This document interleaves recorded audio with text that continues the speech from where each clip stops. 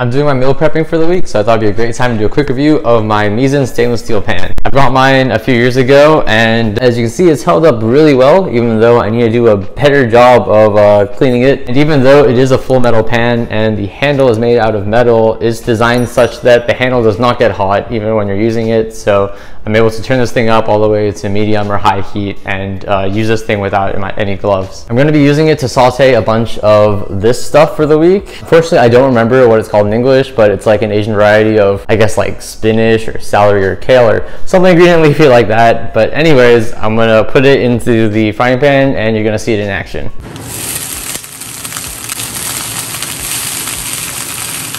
As you can see, that cooked really fast and it's all shrunken down from a big pile to a nice sauteed vegetable already.